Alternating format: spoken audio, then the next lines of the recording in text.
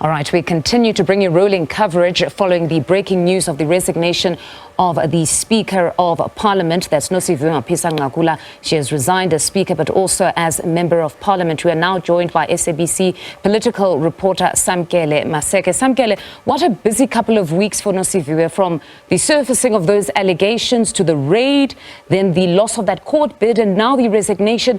Was the ANC, in fact, expecting this particular move now with the resignation? The ANC has been in discussions with Nosiviwe Mapisa-Nqakula. Yesterday, we did get a chance to speak to the Deputy Secretary General of the ANC. That would be Nomvula Mokonyane, who did say that organizational processes are ensuing. They are in discussions with the then Speaker of Parliament before her resignation, Nosiviwe Mapisa-Nqakula. In fact, yesterday, Nomvula Mokonyane basically said that that was not the fora for us to discuss that particular aspect of Nosiviwe Mapisa-Nqakula, as they were commemorating the 6th anniversary since the passing of Mama Winnie Madikizela Mandela, also saying, and it came at the backdrop of Nosiviwe Mapisa-Nqakula losing that North Gauteng High Court bid to interdict the NPA from affecting that imminent arrest on her, which she will now then tomorrow hand herself over to law enforcement agencies. But the ANC has been in discussions with her. They were anticipating that something of this nature may take place, particularly knowing that the ANC's stature in society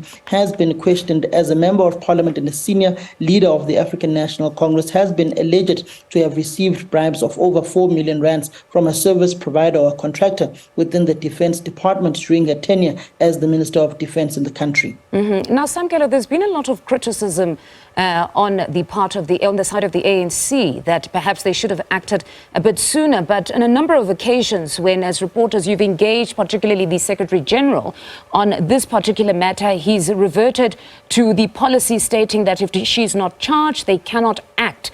But now, seemingly, that there's that possibility.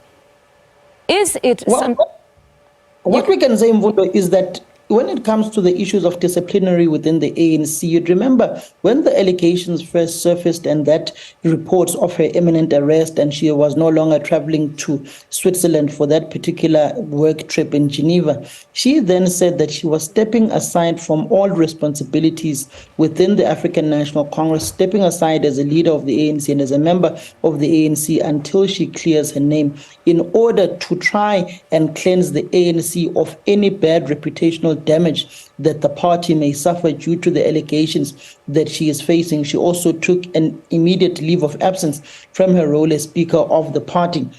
The ANC laws and norms then kick in, and disciplinary measures then kick in when she is effectively charged. And that is when she steps aside, and before even that, she voluntarily avails herself to the party's Integrity Commission to go and explain the allegations that she is facing. I would presume at this point in time that she has been in contact with the ANC's Integrity Commission, chaired by Reverend Frank Chikane, to go and point her side of the story when it comes to these allegations on a political aspect, as she was also taking a legal avenue to try and interdict and to get the docket that the NPA has over her on these particular allegations that stem from a contractor within the Department of South African Defence Force or military veterans within the country, which was her area of deployment before her redeployment to the National Assembly as Speaker. So on a political aspect,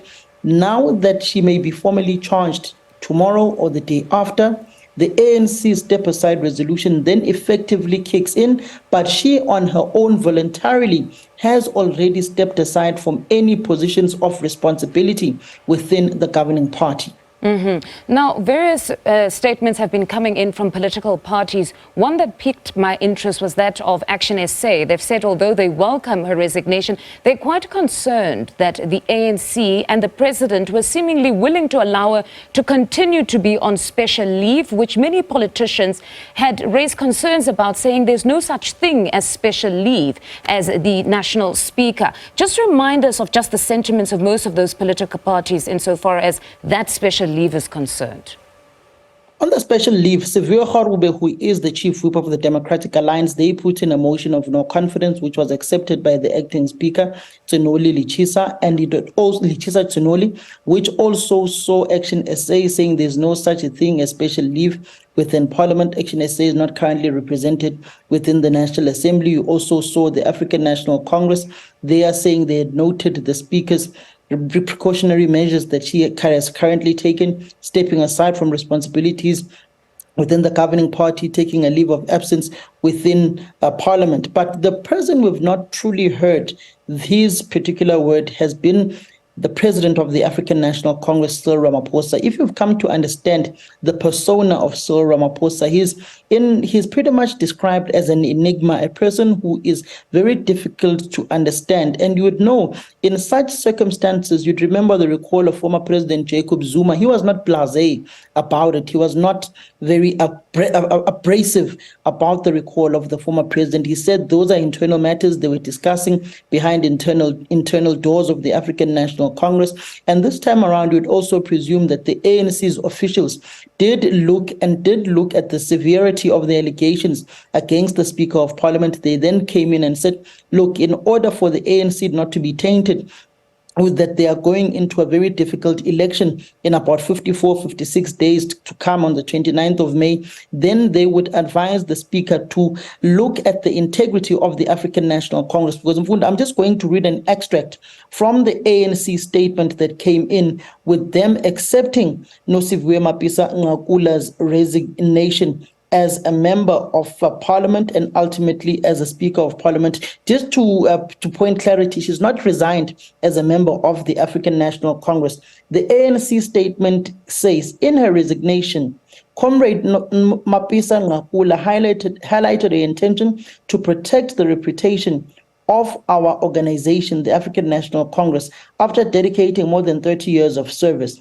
We value her commitment to maintaining the image of our organization as it reflects on our principles of organizational renewal that promote proactive responsibility taking among members rather than waiting for instructions to step aside. So it essentially tells you that there has been discussions between Nosiviwe Mapisa-Nqakula and the officials of the African National Congress, led by the SGO of the ANC, that would be Fikile Mbalula, Nomvula Mokonyane, and also Marupin Ramokgopa, in order for the necessary steps that need to be taken by the ANC to salvage the image of the ANC and for Nosiviwe Mapisa-Nqakula to tackle these issues unabated, undisrupted, without having a focus shifted from her responsibilities in Parliament, knowing that Parliament is in recess and there's also about 3 or 2 months to go until the elections and the collapse of or the closing down of this particular 7th Parliament. And it essentially tells you that the ANC looked at its image,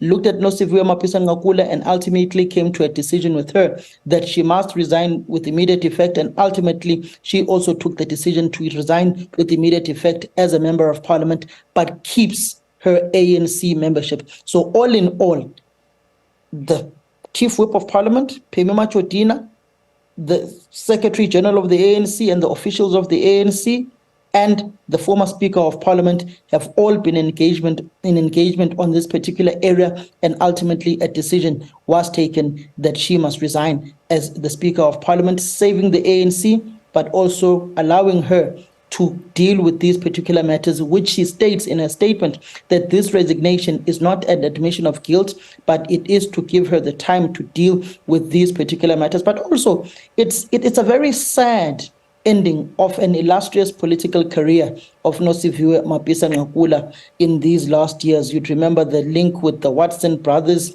and the link that they have with them from Diambo Investments to African Global Operations, Busasa, and also the family links of the Nqakulas and also the Watsons, and ultimately Nosiviwe Mapisa-Nqakula in that particular insurrection that was purported by President Ramaphosa that took place in KwaZulu-Natal, where South Africa's law enforcement agencies were caught napping on the job and ultimately led to those lootings that took place in KwaZulu-Natal and in Gauteng and pockets of Mpumalanga, where she was the defense minister and the SANDF had to be deployed to go in to those specific areas, and ultimately her redeployment to parliament as a Speaker of Parliament. You saw broadcasters and political analysts like Lukhona Mnguni and also JJ Dabani coming out and saying that she must not be appointed as the Speaker of Parliament due to the allegations that he'd faced at defense and how the defense had failed to basically protect South Africa through that insurgents